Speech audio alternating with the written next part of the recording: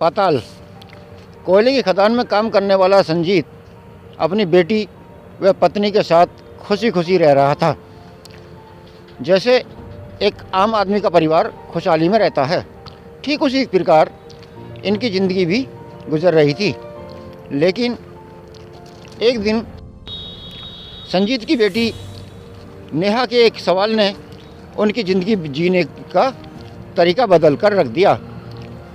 पास ही के स्कूल में नेहा कक्षा 6 में पढ़ती थी।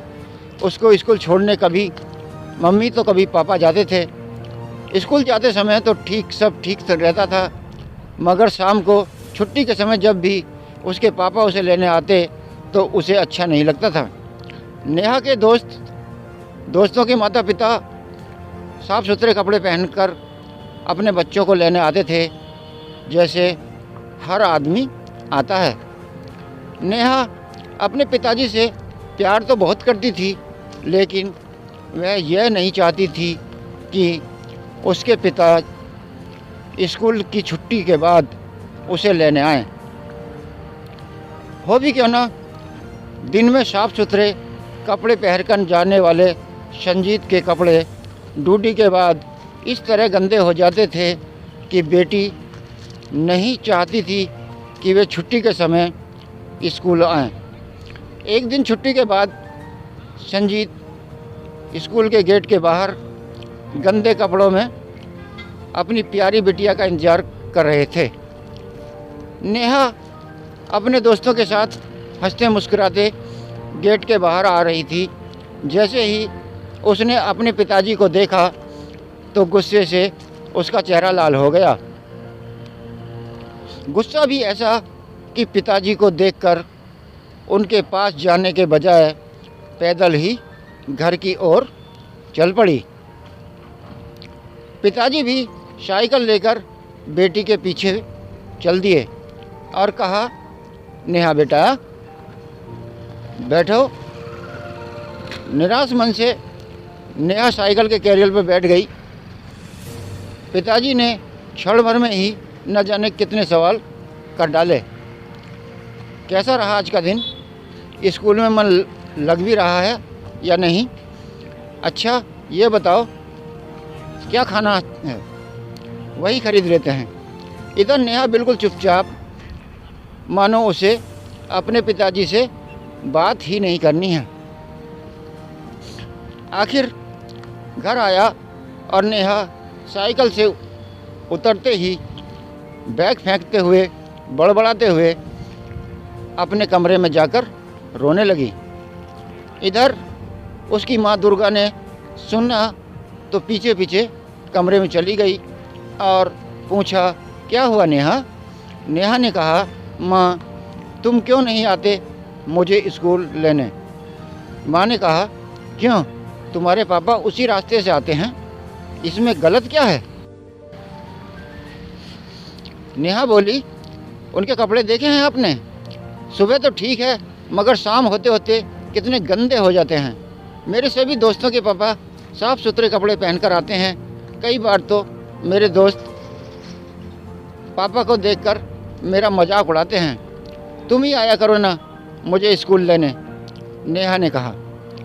तो बिटिया रानी इस वजह से परेशान है? ठीक है बेटा, तुम ही पापा से कहो, क्यों नहीं कह देती, माँ ने कहा। कुछ दिन बाद नेहा पापा के पास गई और कहा, पापा मुझे आपकी एक चीज़ बिल्कुल पसंद नहीं है। संजीत बोले, क्या क्या पसंद नहीं है? बेटा ज़रा हम भी तो सुने, खिलौने चाहिए क्या? नेहा ने कहा, नहीं पापा, मुझे आपकी वो गंदे कपड़े बिल्कुल भी पसंद नहीं हैं। सुबह तो आप घर से साफ़ सुथरे कपड़े पहनकर निकलते हैं, लेकिन दोपहर होते होते आपके कपड़े इस तरह गंदे हो जाते हैं कि मेरे दोस्त आपको देखकर मुझे चिढ़ाते हैं। संजीव बोले, ओहो ये बात है, क्या कहूँ, मेरा काम ही कुछ ऐसा है। नेहा बोली, पापा आप ऐसा क्या करते हैं कि शाम होते होते आपके कपड़े इस कदर गंदे हो जाते हैं?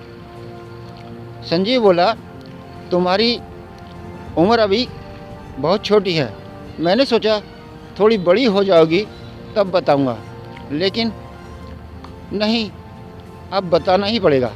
बिटिया, मैं कॉरपोरेट ऑफिस में काम नहीं करता, बल्कि एक मज़दूर हूँ जिसे रोज़ाना ज़मीन से 2000 फीट नीचे पाताल में जाना पड़ता है। पिछले दिनों तुमने एक खबर अखबार में पढ़ी होगी, खदान धंसने से 60 लोगों की मौत। वो मेरे साथी ही थे। मैं खुशकिस्मत था क्योंकि मेरी सुबह की शिफ्ट रहती है, क्योंकि तुम्हें स्कूल से लेने जो जाना पड़ता है।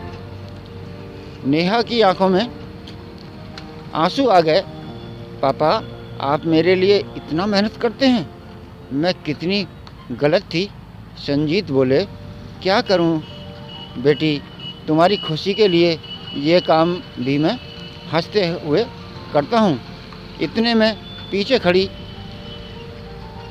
बाप बेटी की बातें सुन रही दुर्गा बोली, नेहा, तुम्हें पता भी है तुम्हारे पापा घर से जाते तो हैं, लेकिन वापस घर लौटेंगे या नहीं उन्हें खुद भी पता नहीं होता।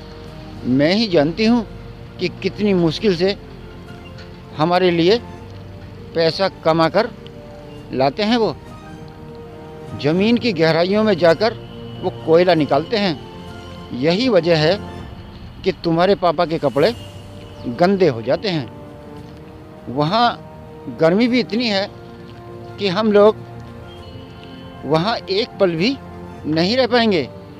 बस इसी बात का डर बना रहता है कि न जाने कब खदान धंस जाए। वहाँ लोगों को डर के साए में ही काम करना पड़ता है। अगले दिन छुट्टी का वक्त पापा रोज़ की तरह गेट के बाहर गंदे कपड़ों में खड़े थे, लेकिन आज नेहा उनसे नज़र चुराने की बजाय खुशी से उनकी छाती से लिपट गई। दोस्तों, कहानी कैसी लगी हमें ज़रूर बताएं। अच्छी लगी हो तो अपने दोस्तों के साथ शेयर करें। चैनल पर नए हैं तो चैनल को सब्सक्राइब भी कर लें। धन्यवाद।